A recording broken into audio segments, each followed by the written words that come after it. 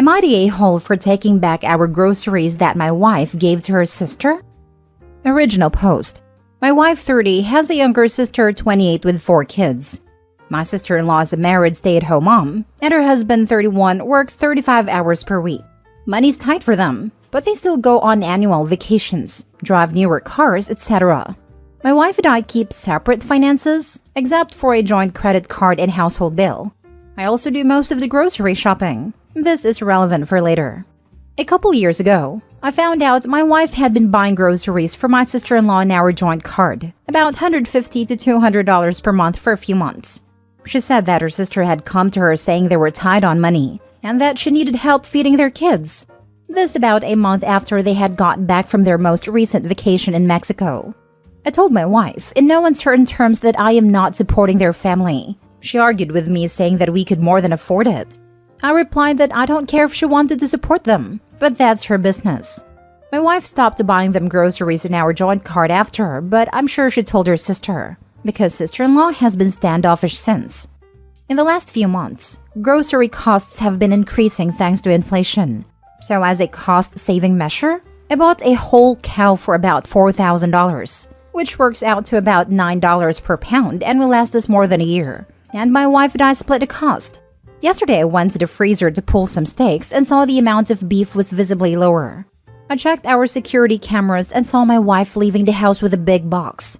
I texted her demanding to know if she had taken a bunch of our meat to sister-in-law, and she replied yes. I grabbed sister-in-law's keys as we have a copy, drove to their house, knocked on her door, and when sister-in-law answered, I told her that I was taking back what my wife brought over. Sister-in-law protested, saying I was taking food out of her kids' mouths, but I said I don't care. She already had one roast in the oven. I went to their freezer and they had about 40 to 50 pounds of ground beef, steaks, and roasts from our cow, including a couple prime rib roasts. I grabbed it all except the roast in the oven and drove home. My wife yelled at me, saying she couldn't believe how selfish I was, and that sister-in-law called her crying. She also said that she paid for half of it, and so she could do whatever she liked with it.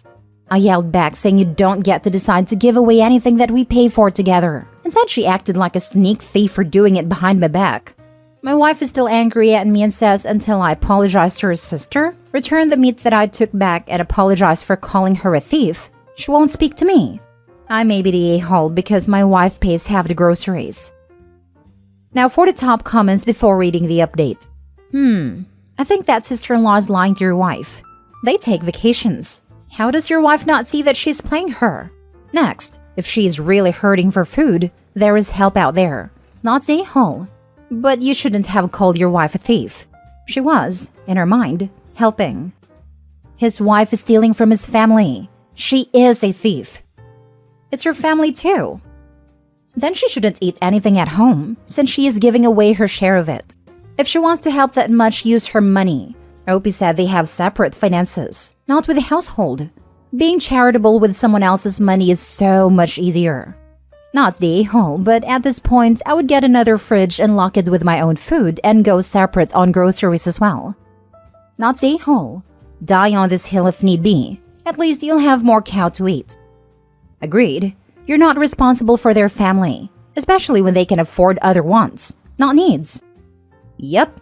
The fact that sister-in-law can't afford basic groceries but can take full-on trips abroad shows she actually has the money to afford groceries, but has made a decision not to as she knows she has a backup. A little harsh for calling his wife a thief, but I would not budge on not helping with food. Maybe find all the resources that can help feed their family for them that doesn't affect yours. Just because you can do something doesn't mean you should.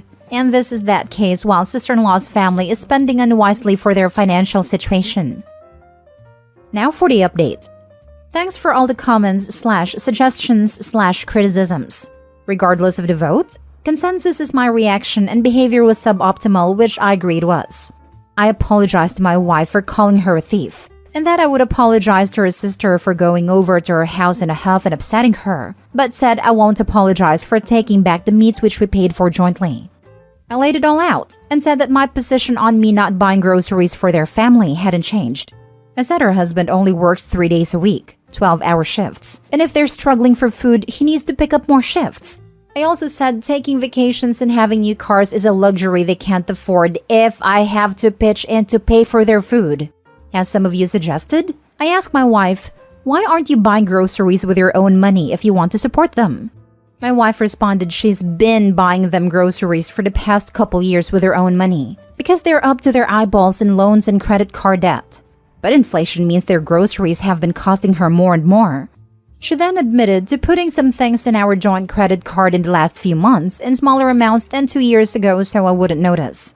As for the beef, sister-in-law called her this past weekend crying saying they needed help to the end of the month with food because one of the kids broke their iPad which they used to keep the kids entertained and so they replaced it.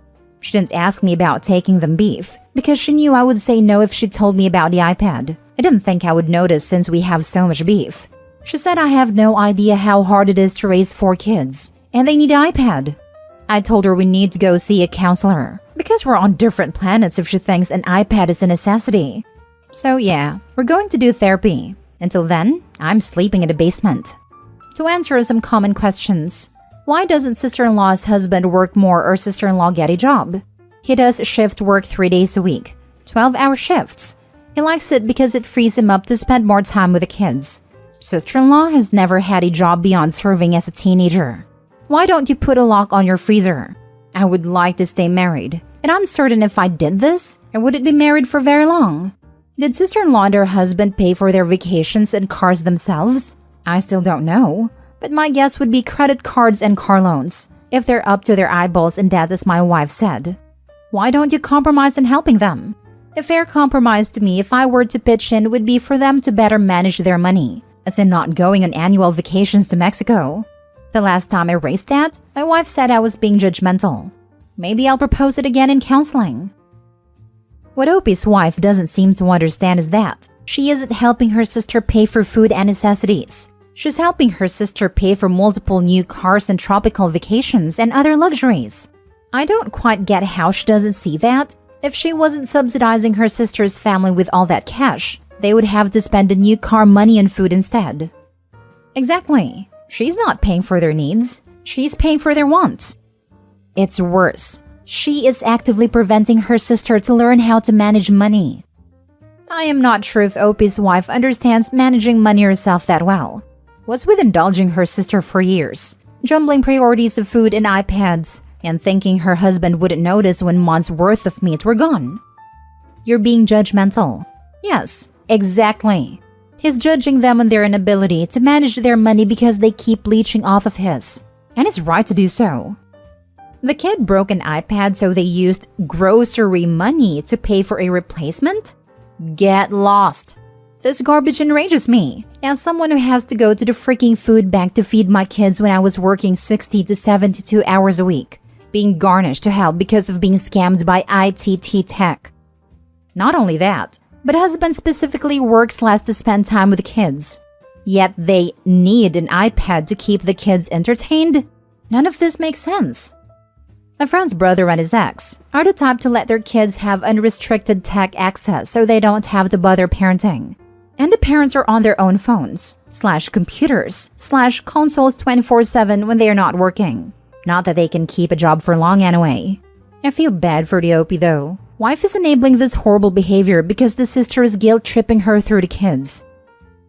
Next story. Am I the a-hole for calling the cops and causing him to be taken in for taking my car and using it while I was sleeping? So, I've been seeing this guy 30 male Kevin for several months now. We'd visit each other weekly and last week he spent the night with me. Next morning I woke up 9 a.m. and couldn't find him nor my car.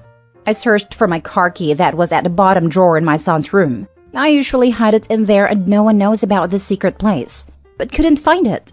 I freaked out and tried calling Kevin but his phone was dead, so I ended calling the police after waiting for like 10 minutes. Shortly after, I discovered that Kevin was found with my car at the supermarket's parking lot. He was taken in by authorities and a car was returned. He was fuming at me saying I should have not called the cops because he took the car to go buy his breakfast. In my defense, I said he never asked for my permission and I never gave him the okay to drive it. He argued that he thought I wouldn't mind, much less escalate and call the cops after he's done a nice thing for me and my son. He said he never had issues with cops, But because of me, now they thought he was a thief. We haven't talked since then. His brother keeps berating me, saying I messed up and acted stupidly. Am I the a-hole for freaking out and calling the cops? I didn't even know how he got the key. Now for the top comments. Not the a-hole. Excuse me, has he been snooping in your child's room? Red flag. Yeah, this is where I'm hung up. Was your kid sleeping in his room when Kevin just started rummaging through his drawers? So Kevin was trying to do a nice thing for Opie and her son, which indicates that the son was home. But then she's really worried about a car and not so much about the fact that this guy was searching her child's room while Opie, and possibly her son, slept?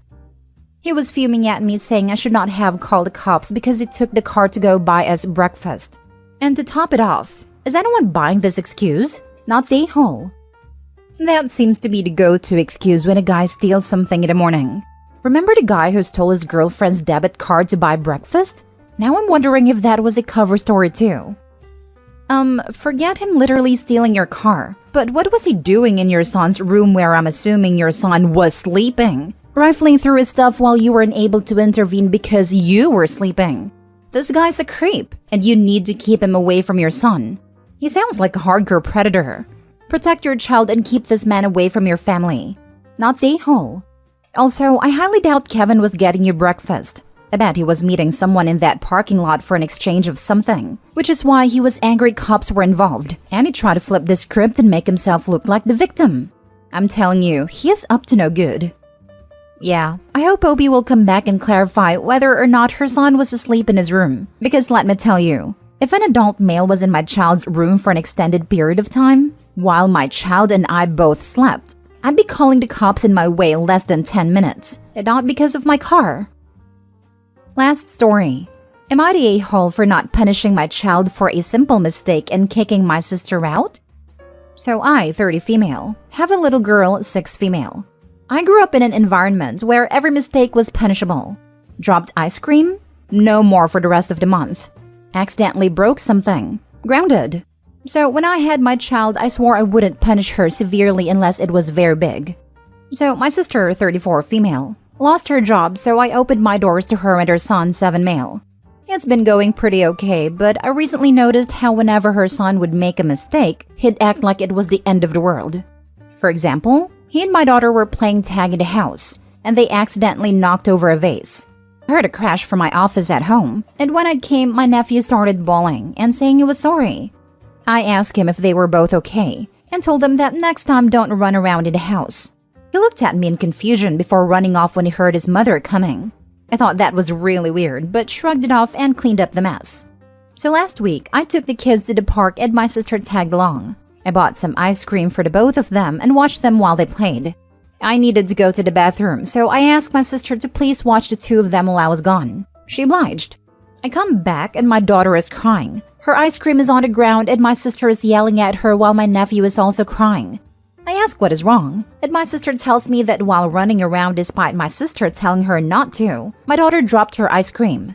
My daughter then said that my nephew was chasing her with a worm on a stick, so she was trying to run away from him. I check up on her to make sure she hadn't hurt herself before exploding on my sister. I yelled saying she had no right to yell at my child, while she said she was just making sure my daughter didn't grow up to be a brat, seeing as I don't punish her. I told her I make sure my daughter learns from her mistakes. I'd only discipline her if it's warranted. I then told her to leave my house, to which she did the very next day.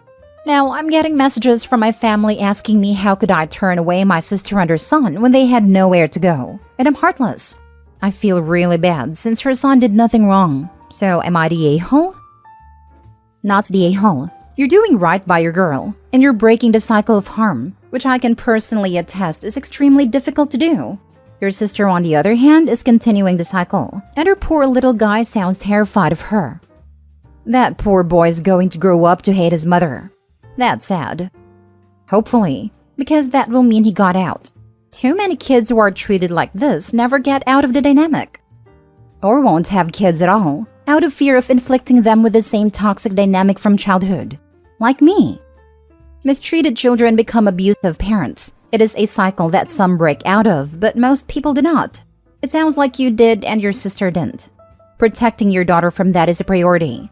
If screaming is sister's opening pitch when something goes wrong, it is hard to expect her not to do that again. It'll be reflex.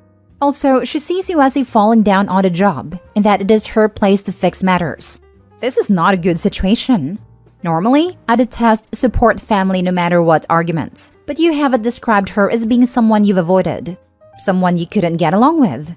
For the sake of your nephew, maybe try and talk to her. Hey, mom and dad may have not been the best at parenting. I don't want to repeat their mistakes. While you are here, let's try something different. Maybe you overreacted, but it was in defense of your daughter. I can't bring myself to call someone the a-hole for trying to be a better parent.